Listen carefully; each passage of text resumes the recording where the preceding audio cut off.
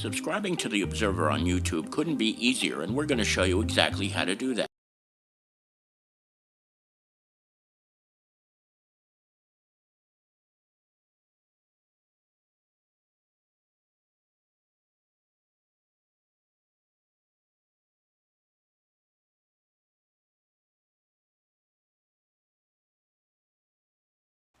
Hey, Lee, is anything showing on the screen? Can you look on the live video, please?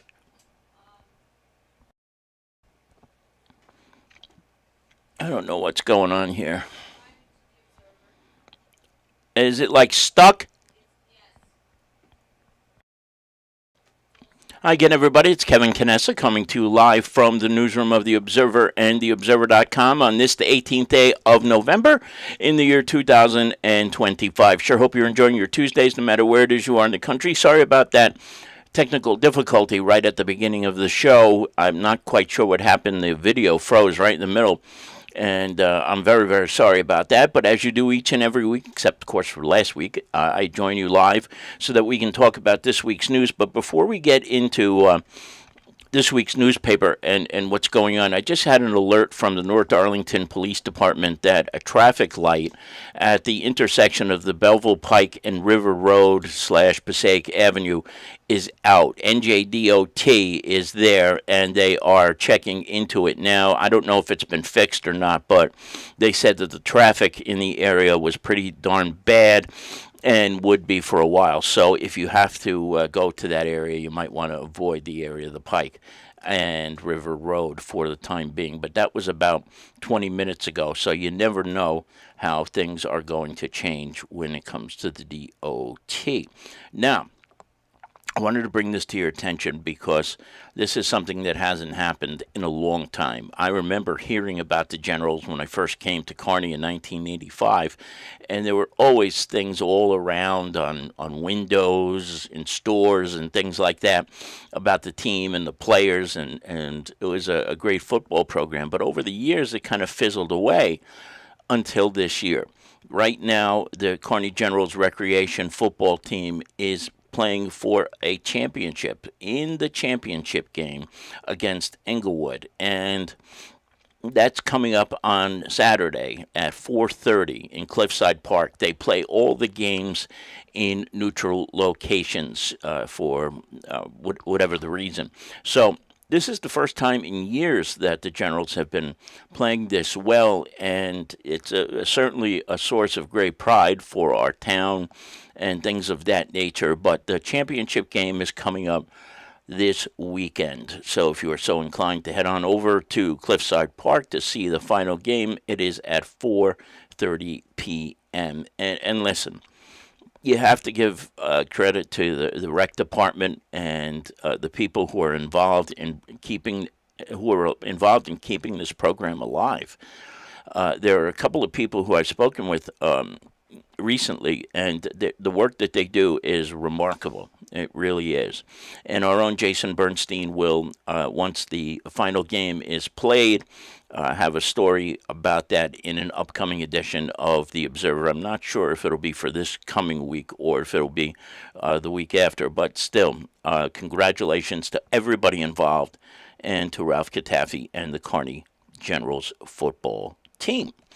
Now, last week was Veterans Day, always a very, very solemn occasion in the town of Kearney, and I was able to attend their annual ceremony, and it was beautiful, as it is every single year. So it's always great how the veterans are treated in this. This town is a very, very special place for, and in so many ways. Veterans are always taken care of in this town, and they're doing great work. Most of the people who are involved, the veterans organizations over on Belgrove Drive, some great work going on over there. But in this picture here, that's Len Twist wearing a doughboy uniform from World War I, if you can imagine. And each year he puts it on and he shoots off his rifle. And it's funny, no matter how many times you hear it, when that gun goes off, I get startled no matter what, even though you know it's coming. but it is so loud. But Len does this each and every year as part of the program, and it was really, really a very nice afternoon, even though it was pretty chilly out there. So thank you to everybody involved in that, and the liaison to the United Veterans Organizations, Councilman Jerry Facito, for always making sure that this goes off without a hitch. Now we're gonna go inside this week's edition, and I got to tell you, this was a lot of fun. Back in August, I got a phone call from John O'Connor, and he says, "Hey, we're gonna go over to Vinnie Mutz, and we're going to the mayor's going to learn how to make mozzarella cheese, right? So, would you want to come?" So I figured, yeah, let's go over. We went over, and then I just completely forgot about the story, and now here we are, and you see that the mayor was over at Vinnie Mutz with Vinnie Morelli, the owner of Vinnie Mutz, and she learned how to make the Fretz Mutz, and I got to take a bunch of it home that day, and it's phenomenal. I got to tell you something. There is no greater Mutz in the world than Vinnie's, and watching him make it is just an extraordinary sight, which the mayor got to enjoy over the summer. But and listen, if you haven't been to Vinnie Mutz for a meal yet, too, the pizza is extraordinary. The sandwiches are extraordinary. Everything is just top notch over there. And if you ever go during lunch, forget it. It's packed. It's right across the street from Township Hall in Lyndhurst on Valley Brook Avenue. And anytime I've ever been in there, it's always been packed. So make sure you plan ahead and plan accordingly if you do go over to Vinnie Mutz during the day. But what a fun day that was back in August with Mayor Doyle, and getting a chance to see this whole process. I know she really, really enjoyed getting to see the process herself. I want to welcome my buddy Larry Hanlon. Larry, good afternoon. Have not seen you in a while. Hope everything is well. And it's always good to see you when you are on the air here with us, which is quite often, by the way, just for anybody who's wondering out there. Now, this is one of those stories that just came out of nowhere. Somebody had sent a screenshot to me of a statement that Mayor Michael Melham made on his social media pages. And what it turns out is that without his knowledge, somebody, whether it was the business administrator or labor council in the township of Belleville, decided that any surviving widows or widowers of town employees weren't going to get their benefits anymore. And it was going to end on January 1st, 2026. Now, I have to preface this a little bit and tell you that the form of government in Belleville is extremely weak for a mayor. In fact, it seems that the business administrator has much more say in the day-to-day operations than a mayor would, okay? However, this blindsided Melham. Came out of nowhere, and he does not want to see the survivors of town employees losing their medical benefits come January 1st. So he made sure to put out that he was not behind this at all. And if I know Mayor Melham, he is not going to let this go, and he will fight this to the very end. But as it stands right now, a very, very underhanded way that whoever's responsible for this, I sent a letter out to the survivors and said, sorry, you're on your own come January 1st. And look at I mean, this is like probably the first week in November when these notices went out. You got to be kidding me. It's just awful. But we will continue to follow this, as I'm sure Mayor Melham will be very, very active on social media talking about it as well. And then when we get any updates, we will be sure to bring them to you when we get them. I want to also welcome in my buddy Henry Atwell. Henry, always good to see you. Hope you are doing well and hope you are safe, no matter where it is you are today. And when it comes to Henry Atwell, that could be just about anywhere in the tri-state area.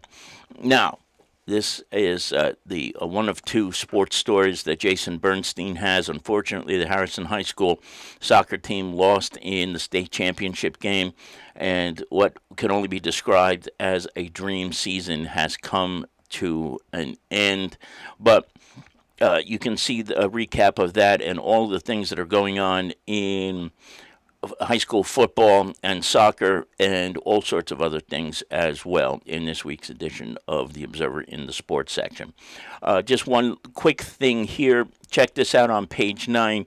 Kearney High School seniors put on a play every year. Kathy Estrella, Millie Gonzalez, and all of the seniors get together, put together a great show. And this year it will be Puffs.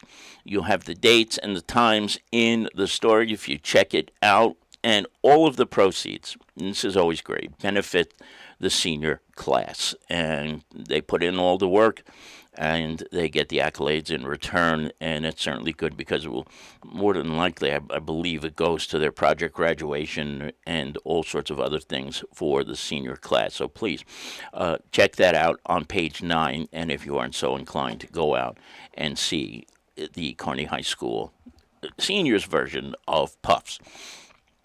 I'm not sure if we talked about this already, but I want to bring it to your attention again. But Junior Fiore, who is a longtime veteran police officer in East Newark, was promoted last week from sergeant to captain. In fact, this is the first time in 20 years that East Newark has even had a captain. They have gone around the ranks, sometimes lieutenant and chief, but there hasn't been a captain in more than 2 decades. And so when you see what's going on in East Newark and the progression that Al Bringa has brought to the East Newark Police Department, things are happening. They are happening nicely, too. They really, really are. And everything is falling into line and falling into place very, very nicely. But Junior is one of the nicest people you will ever meet in your lifetime, and he is so well deserving of this promotion to the rank of captain. And we were informed about this through a mutual friend in Billy Erzuma. Billy, that was a great of you to notify us about this. But again, to Junior, congratulations on a job well done and a well-deserved and well-earned promotion to the rank of captain of the East Newark Police Department. 2 pages of classifieds as well this week. So if you have if you need to rent a place, you're looking for a job, anything of that nature, you're going to find a whole bunch of them in this week's edition of the Observer. So check those out on pages 12 and 13, and maybe you'll find exactly what you are looking for.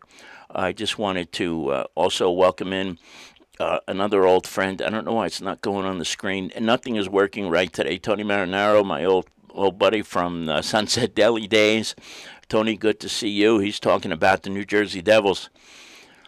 I have been remiss to bring up the Devils on the air of late, but they have the second best record in the National Hockey League right now. This is the best I've seen them play in a decade. And then last week in Chicago, at a restaurant, Jack Hughes puts his hand on a table and it breaks through and he cuts his hand and he's out for 2 months. Or now they're saying that he may have slipped at a restaurant. It just seems like I shouldn't complain. The Devils won 3 Stanley Cups in 95, 2000, and 2003, but it just seems like it's been forever. And this guy, Hughes, is just he could be the best player in the National Hockey League, but he's never not hurt. I just can't believe when I saw this story that Hughes cut his hand at a dinner with the team. That's the beginning of the signs of an athlete who is cursed. He's never played a full season. 52, 64 games, but never 82. And so now I'm a little bit worried about this, Tony, to be honest with you. I don't know what's going to happen. I don't know if they're going to find a replacement for him, which they need to do. They didn't last time he got hurt. And you saw what the disastrous results of that were last year in the first round of the Stanley Cup playoffs. So as exciting as a time it is right now to be a fan of the New Jersey Devils, it's also very frustrating when your number one star is never not hurt. But it's good to see you, Tony, indeed. And I also want to welcome in my birthday sister and my biggest fan in the world. That is the truth. and it looks like her dad right there in the picture with her, probably up from Veterans Day, but that's retired Chief Hearn from the North Arlington Police Department right there with Carol Manley watching us down the shore, I'm sure, with Mom. Thank you for popping in as you always do. And to anybody who may be in the background, thank you for watching today. Don't forget, if anything new happens over the course of the week, we'll drop in to see you. But if not, we'll be back 1 week from today. From the newsroom of The Observer and TheObserver.com, it's Kevin Canessa signing off for now, and we hope to see you back here again very, very soon. Enjoy the rest of your Tuesday, everybody. Bye-bye.